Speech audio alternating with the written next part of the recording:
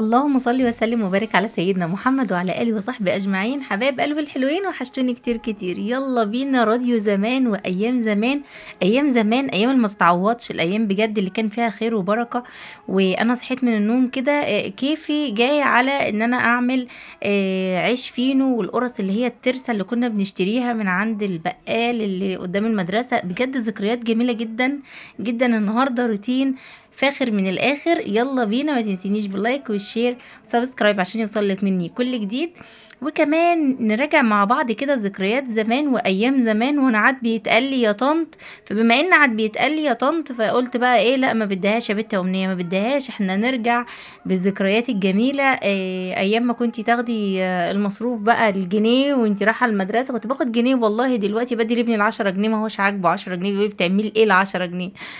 فيلا خير، اللهم اجعله خير. يلا نبتدي روتين جديد ويوم جديد، يوم السوق. هنشوف بقى تسوقنا ايه النهارده. يوم كله نشاط وطاقه ايجابيه. الشقه كان فيها شويه تراب كده، وانتوا عارفين الفتره اللي فاتت، فتره القعده بتاعه المستشفى. فالشقه كانت متطربه، كان في شويه حاجات مش في مكانها. طبعا اللي بيدخل الشقه بيشيل حاجه مكان حاجه، ما هوش عارف الاماكن بتاعتها. اي اخت من اخواتي لو جت تساعدني ما هياش عارفه الاماكن الصحيحه بتاعه الحاجات، فما بتعرفش تحط ايه مكان ايه.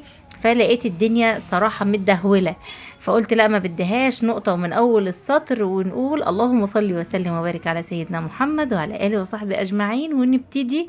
دخلت كده على الأوضة بتاعتي، لقيت التسريحة كلها مطربة، قمت جاية شايلة الحاجة اللي عليها كلها وامسحها كده من التراب اللي كان عليها واروقها ونضفتها. وبعد كده بقى ايه، دخلت جبت التسويقة، نزلت جبت التسويقة وابتديت. زي ما انتوا شايفين كده الأسعار كانت مش أحسن حاجة صراحة، يعني ما كانتش مريحة. حتى كمان التجار يعني الله يكون في عونهم برضو. أنا ببقى التمس لهم العذر، يعني هما مش هيبيعوا الحاجة أكيد بالخسارة، ولكن ما هماش متهونين خالص في اي حاجة يعني. فربنا يسهلها علينا جميعا يا رب، ويرخي قوت المسلمين، اللهم امين يا رب العالمين. انا هنا بقى قلت لا ما بديهاش يا بت المطبخ، يا رب المواعين تموت كالعادة والسنة. لو لسه اول مرة بتتابعيني ما تنسيش اللايك والشير وسبسكرايب عشان يوصلك مني كل جديد. وكمان لو عندك حبة مواعين اعملي حطي الفيديو جنب منك كده يا قلب اختك. وايه، يلا بينا نتنشط مع بعض ونشوف نخلص يعني اللي ورانا كده، ونشوف الطاقة الإيجابية كده نخليها تدخل عندنا كده. وافتحي الشبابيك، افتحي البلكونات، دخلي الشمس كده، خلي الدنيا تتهوى. شغلي إذاعة القرآن الكريم جنب منك، بجد هتغيري مودك وهتغيري من حالتك النفسية. بجد هترتاحي جدا، هتبقي يعني بجد هتبقي نشيطة. ده اللي أنا عايزة أوصله لك، وده اللي أنا كنت عاملاه في الوقت ده. أنا كنت بسجل الفيديو ده حوالي الساعة 5:30 الصبح. انا كنت متسوقه من بالليل. اتسوقت بالليل طبعا وسبت التسويقه، وابتديت ان انا اخلص او اسجل الفيديو زي ما احنا كنا شايفين. والشقه كانت زي ما قلت لكم كده كانت متطربه، فاخدتها بقى ايه حاجه حاجه. نزلت اتسوقت ومن ضمن التسويقه كان في بطاطس. اول حاجه رحت عشان اجيبها، جبت البطاطس، لقيت الكيس تقيل عليا، قمت جايه سايباها عند الراجل. قلت له بص انا هلف لفتي وارجع لك تاني، خلي كيس البطاطس عندك. المهم حسبته، اديته ال50 جنيه ورجعت اتسوقت وظبطت الدنيا وعديت على الراجل. مشيت ولا كاني هممني اساسا الدنيا، ولا كاني اعرف الراجل ده. الراجل ده مين؟ ما شفتوش قبل كده. لقيته بينادي عليا خدي يا ابله يا ابله. نعم يا بيه. قال لي خدي البطاطس بتاعتك. والله ما كنتش انت تحلف يا اسطى ما كنت خدتها. هات البطاطس. خدت البطاطس بقى وروحت. طبعا كنت مثبته حمايه وحماتي في قلب الشقه، قلت لهم انتوا تقعدوا بالواد مروان علشان انا مرعوبه، انا خايفه اصلا ان انا انزل. فقمت جايه بقى سايباهم في الشقه ونزلت. رحت لقيتهم الاتنين مش عارفين يعملوا معاه حاجة، هو طبعا مبهدلهم. فدعواتكم ليه بالشفاء، لانه هو مبهدلنا كلنا صراحة. ربنا يشفيه ويعافيه يا رب، ويبارك فيه هو واخواته، اللهم امين يا رب العالمين. حبايب قلبي الحلوين، لو وصلتوا معايا للوقت ده من الفيديو ما تنسونوش باللايك والشير وسبسكرايب عشان يوصلك مني كل جديد.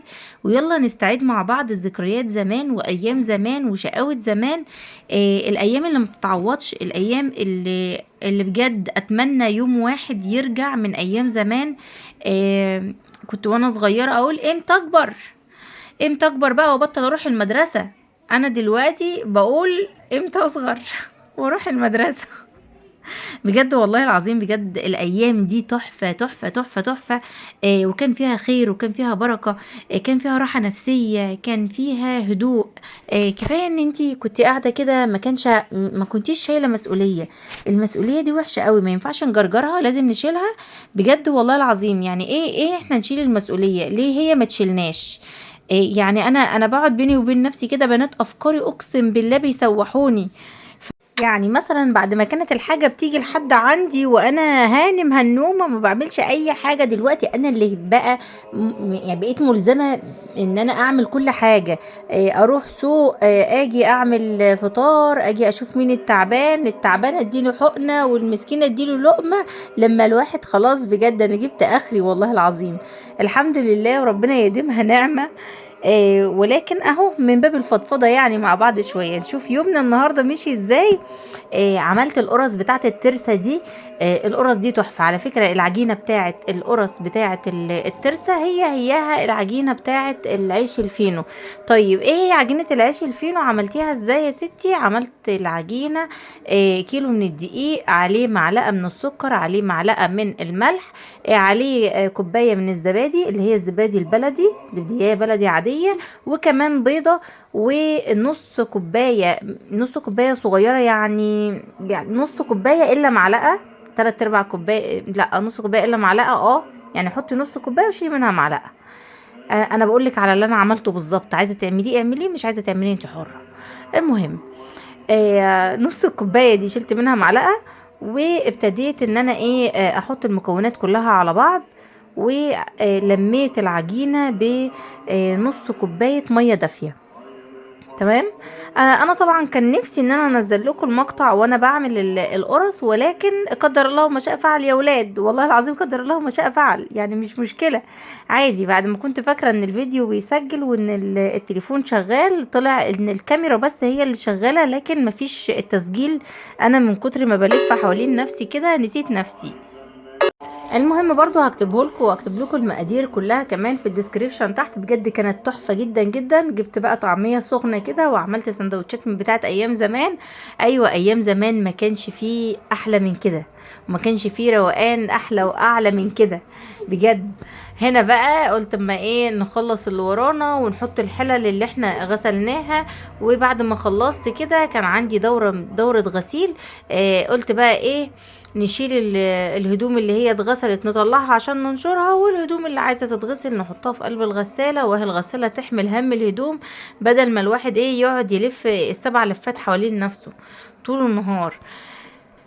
هنا بقى كنا خلصنا حبة المواعين، نبتدي كده نرصهم ونظبط اللي ورانا. ولو لسه لحد دلوقتي ما حطيتليش اللايك يا قلب اختك، حطيلي اللايك، وكمان دعوة حلوة كده من القلب ولك بالمثل ان شاء الله. يا ريت كمان ما بلاش نتخطى الاعلان.